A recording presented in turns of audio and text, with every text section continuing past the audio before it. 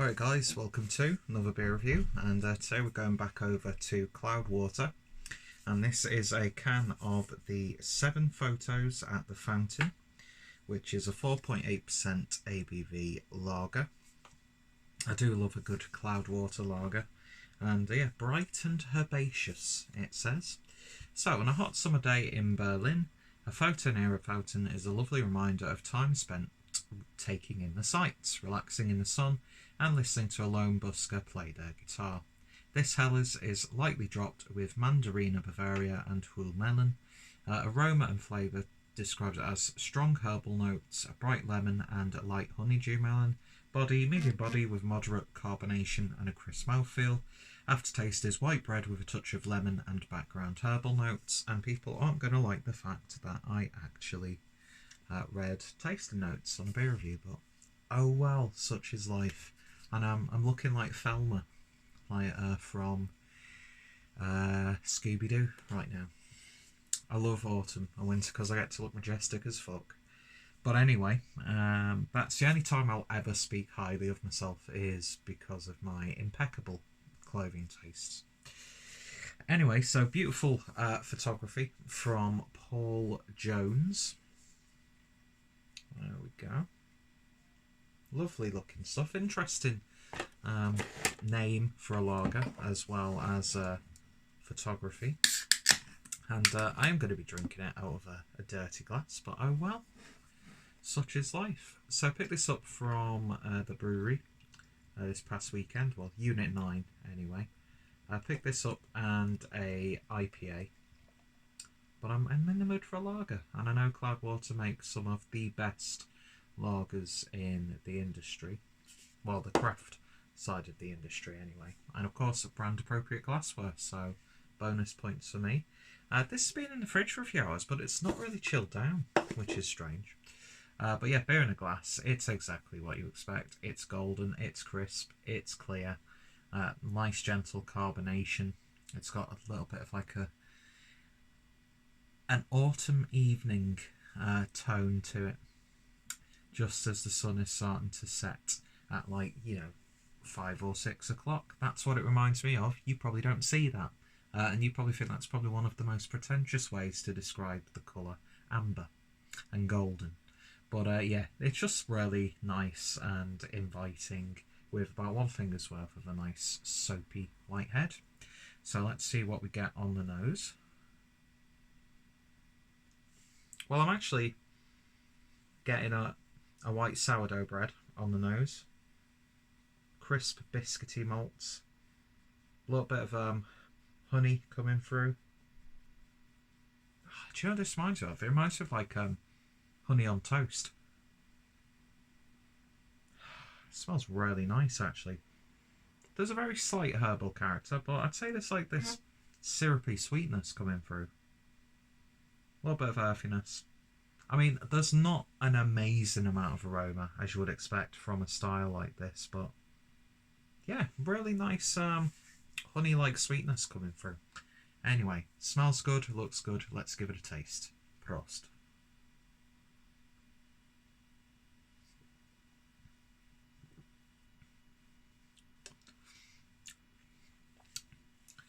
This is an intriguing one. This isn't your classic Helles beer, I'd say that.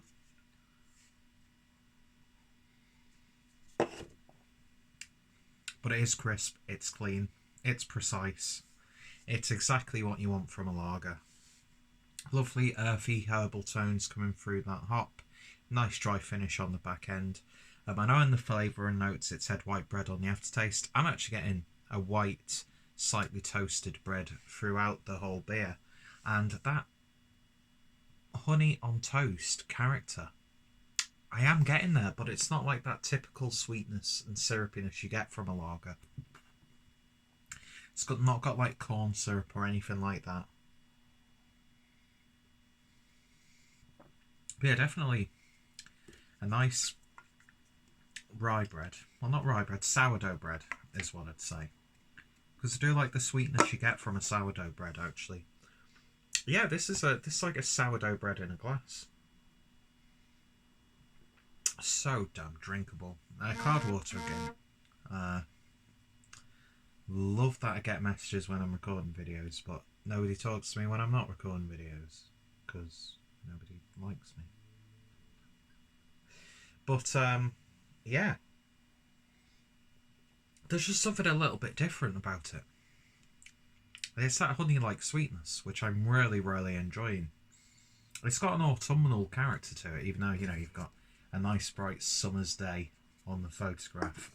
When you read the blurb, you envision, even though I've not been to Berlin yet, just being sat outside, the world going by, the distant music in the background, the sounds, that the ambience of traffic. I love that. I love the sound of like a motorway, like half an hour away. Do you know what I mean? Where you're not like hearing vroom, vroom. It's like just, and then every now and then you'll like hear an engine in the background. It reminds me of late nights, you know, in like the city. I love that sort of atmosphere. You know, it doesn't have to be hustling and bustling and that sort of thing. That's what I loved about living in a small town in Germany. He's reminiscing about Germany again.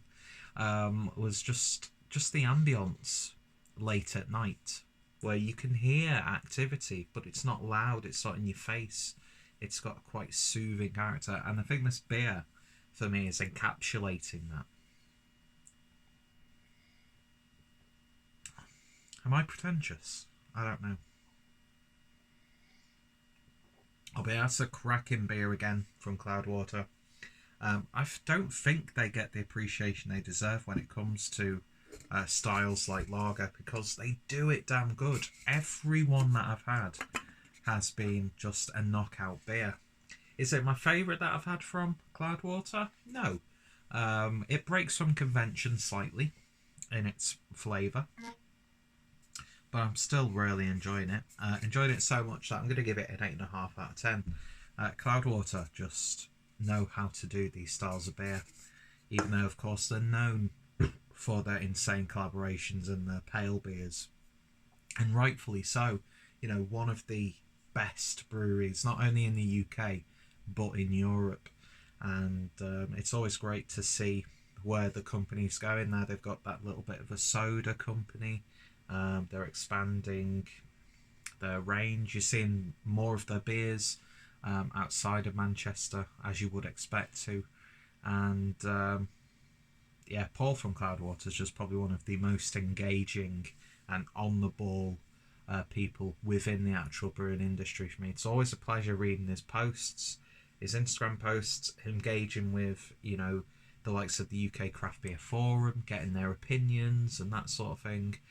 There's no like judgment. You don't get really arseholey opinions from him.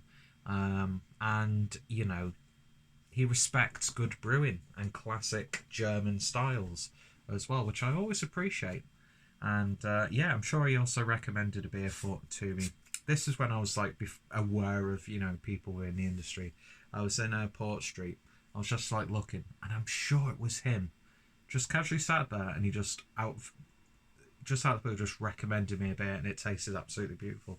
And I was like, is that Paul from Cloudwater? When I was like, you know, dipping my toe in this sort of crazy world where, you know, most people are just normal everyday people who just happen to brew beer and do it well, but, you know, we see them as almost like celebrities, you know, like actors and musicians. It's crazy, but yeah, lovely stuff. Cloudwater, do it again. It's very autumnal, and that's what I like about it.